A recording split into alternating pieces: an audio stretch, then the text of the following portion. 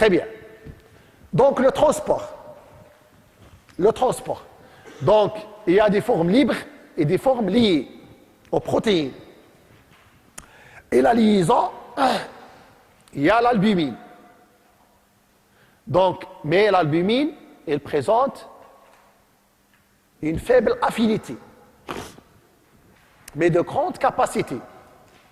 Mais ça veut dire l'albumine, est-ce qu'elle va être utilisée prioritaire, d'une façon prioritaire? C'est très bien. Après, la saturation des protéines spécifiques, très bien. Et vous avez au moins 2 protéines que vous devez connaître, c'est le CBG, donc CBG, cortisol binding globulin, et le SHBG, le sex hormone binding globulin. Ou bien protéines.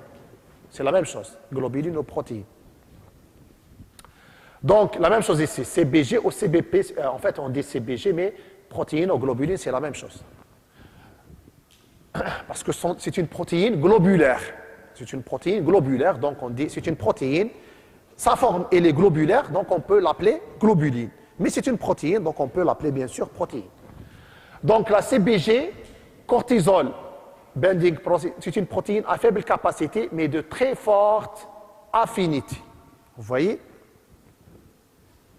C'est celle qui va être saturée en premier lieu, de l'albumine. La SHBG, donc testostérone, et le DHA, le DHT. Dihydroxytestostérone. Le dihydroxy, voilà, dihydrotestostérone, ou la dihydroxytestostérone. Donc, et le stradiol. Vous avez le stradiol. Dihydrotestostérone et le stradiol. Donc, surtout pour la testostérone, donc maintenant, il y a des recommandations de doser les 2 formes, la forme liée et la forme libre. Donc c'est pour cela qu'on doit faire une correction. Dans les recommandations, il faut, dans l'exploration de la testostérone, penser à la liaison, les formes libres et les formes liées de la testostérone. Maintenant, le catabolisme et l'élimination. Donc pour le catabolisme et l'élimination, donc vous avez les 17 pour avoir une idée simple, pas compliquée. Donc les catabolites se forment cétonique, 17O et 17OH. Ça veut dire 17 céto et 17 hydroxy. 17 hydroxy, il provient de C21. Ça veut dire qu'ils ont le stéroïde contient 21 carbone. Ou là, le catabolisme, c'est au niveau de 21. Donc, exemple, cortisol. 21 carbone en même. Et vous avez les stéroïdes qui contiennent C18 et C19, ça veut dire les oestrogènes, et qui ont moins de 21 carbone. Donc, ils donnent un catabolite céton. C-double liaison O. Donc, si simple liaison OH, ce sont les catabolites qui caractérisent les hormones stéroïdiens à C21 carbone. Les C-double liaison O, céto, les cétostéroïdes sont qui caractérisent les hormones C18 et C19. Bien sûr, on peut les faire dans les urines. Ce sont des métabolites sans activité biologique. Et vous voyez l'élimination, elle est urinaire. On peut les faire, par exemple, par la CPG. La CPG, c'est la chromatographie en phase gazeuse. L'HPLC, c'est la chromatographie en phase liquide. La CPG, c'est la chromatographie en phase gazeuse. Bon, c'est pour... Très bien.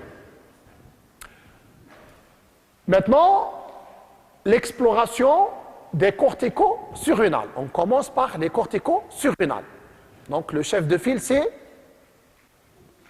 le cortisol. Donc, comme j'ai dit, donc nous avons déjà vu l'image de les reins et les les surrénales. Lorsqu'on va faire une section histologique, donc vous voyez la capsule, la zone glomérulée, la zone fasciculée, la zone réticulée. Donc vous voyez déjà la différence. les 4 couches. Donc la capsule, la zone glomérulée, la zone fasciculée, la zone fasciculée et la zone réticulée, et c'est ça la médullo-surrénale. Donc, les actions physiologiques, je pense que vous avez fait déjà, Yak. Donc, c'est très facile de se rappeler des actions des corticoïdes. Donc, métabolisme glucidique, le cortisol, il peut induire une hyperglycémie. Ça veut dire les sujets, on doit les projeter sur la pratique médicale. Les gens qui prennent d'une façon permanente les corticoïdes. Donc, ils peuvent être sujets à les actions pathologiques qui reflètent les actions, à vrai dire, physiologiques exacerbées, puissantes. Donc, ça veut dire les sujets asthmatiques, par exemple, qui prennent les corticoïdes, donc ils peuvent faire le diabète. Donc, hyperglycémie. Métabolisme protéique. Donc, stimulation de certaines protéines hépatiques qui donnent la néoglycogénèse, donc encore l'hyperglycémie, ou stimulation du catabolisme protéique dans la plupart des tissus muscles et os. Donc, pour ce sujet, qu'est-ce qu'on va avoir? Qui prennent les corticoïdes à long terme. Donc, une hypotrophie musculaire, voilà, voire quelquefois des fentes, plus ou moins des petites fentes musculaires, et les fractures, la fragilité osseuse. Très bien. Métabolisme lipidique, donc redistribution des graisses. C'est une redistribution anormale. C'est où? Donc la partie est... Voilà. Donc on va avoir quoi? Très bien. Donc la ceinture, donc l'obésité abdominale. Voilà. Donc la ceinture abdominale sera... Voilà. Donc c'est ce qui caractérise l'hypercorticisme ou la maladie de Cushing. Voilà. Au niveau du métabolisme phosphocalcique, donc on a vu déjà dans les protéines, hein, donc c'est redistribution, c'est l'effet hypercatabolisant osseux. Donc, hypercatabolisant osseux, donc qui donne que, évidemment, le sujet sera sujet à faire des fractures et une fragilité osseuse. Et l'inhibition, bien sûr, de l'activité ostéoblastique. Et vous avez l'hypocalcémie et l'hypophosphatémie, parce qu'il y a une inhibition, je dirais, de la régulation, hein, et aussi une mauvaise assimilation métabolique du calcium et du phosphate. Donc, on peut avoir une tendance à faire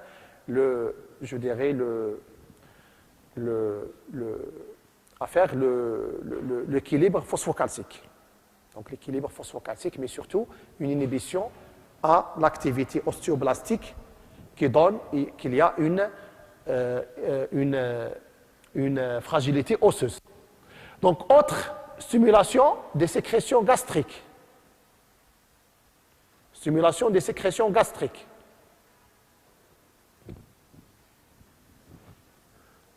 Voilà, donc les sujets, évidemment, qui prennent les corticoïdes à long cours, donc ils peuvent faire l'ulcère. Voilà. Donc, marofa. Donc, les sujets, surtout les sujets vieillards, donc on peut leur associer toujours le traitement les anti-inhibiteurs de la pompe à protons. Donc, les inhibiteurs de la pompe à protons, les EPP. Les actions minéralocorticoïdes avec une rétention hydrosodée. Donc, ça veut dire que les sujets, évidemment, qui prennent les corticoïdes à long terme, ils peuvent faire quoi? L'hypertension artérielle et des petits œdèmes, ce qui fait que leur visage sera gonflé et la peau taillée. Et d'ailleurs, ça, c'est un effet secondaire qui est recherché. Par exemple, dans certaines régions, معروفة, مثلا في الصحراء, au Sahara marocain, il y a une habitude que la femme sera plus plaidoyer, plus recherchée, plus une grande place dans la société lorsqu'il a, je dirais, des fesses de grande taille, le cuisse, etc., le visage. Donc, malheureusement, c'est l'effet secondaire. Donc, ces femmes, évidemment, ils cherchent à prendre les corticoïdes pour prendre le poids, mais en fait, ce n'est qu'un effet secondaire, c'est la fragilité osseuse, mais surtout dû aux œdèmes et la répartition androïde des graisses. Donc, ça dit que c'est trompeur. C'est trompeur. Donc, c'est pas. Donc, on cherche l'effet secondaire. Oui? Oui. Oui, c'est une inhibition des ostéoblastes. Oui, mais le problème, c'est d'autres voies qui sont prédominantes. Voilà. Surtout au niveau osseux, c'est l'inhibition des ostéoblastes. Vous voyez? Mais l'élimination rénale, si vous voulez, l'absorption, problème d'absorption, etc., etc. Donc, avec l'altération, avec l'autre fonction. Donc, c'est...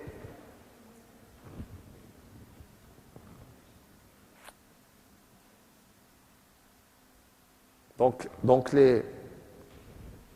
l'action minéralocorticoïde. Très bien. Le tissu lymphoïde.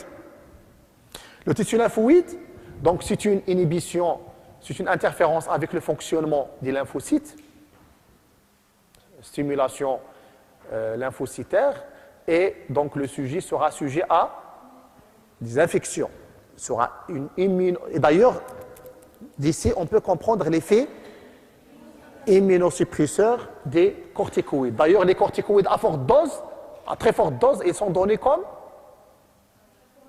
pour la greffe. Pour la greffe. Donc, on fait la cyclosporine et on donne les corticoïdes à forte dose pour que le sujet puisse accepter le greffon. Parce qu'il n'existe pas de compatibilité à 100%. On va choisir l'organe le plus adapté, mais il n'existe jamais de compatibilité à 100%. Donc, il y a toujours, pour la greffe, la présence, on doit obligatoirement donner les immunosuppresseurs. Sinon, l'organe, il va rejeter le greffon. Très bien. Donc, stimulation de tissu lymphoïde, du catabolisme et, bien sûr, inhibition. Vous voyez ici, inhibition, c'est un effet immunosuppresseur. Action anti-inflammatoire et anti-allergique. Nous avons vu ça. Donc, un métabolisme.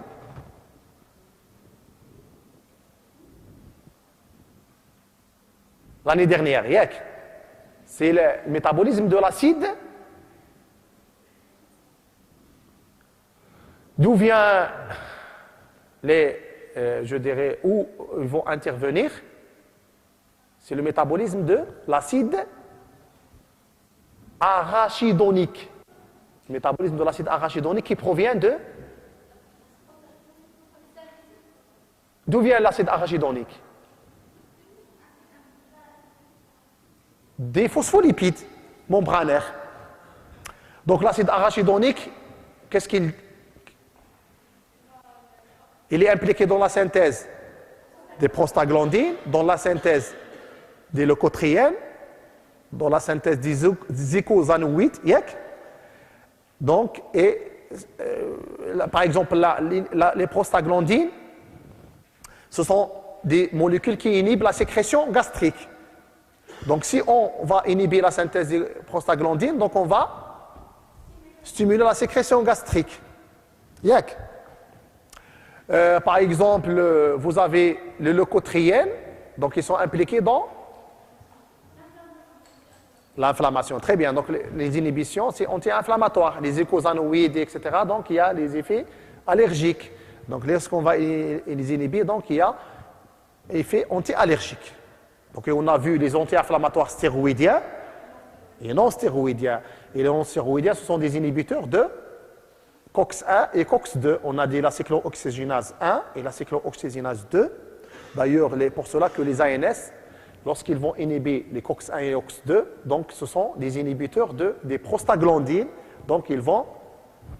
Et les prostaglandines sont des inhibiteurs de la sécrétion gastrique. Donc Donc les inhibiteurs de la COX-1 et de COX-2 vont donner une hyperacidité gastrique et le sujet sera sujet à faire des ulcères. Yak.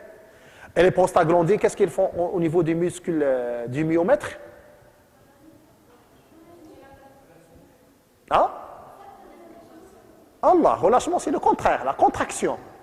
Les prostaglandines, ce sont des stimulateurs du myomètre. Et on a dit que les prostaglandines, ce sont des médicaments utilisés pour l'avortement. Ce sont des substances qui donnent l'avortement. Bien sûr, l'avortement médical, mais malheureusement, ils peuvent être utilisés dans l'avortement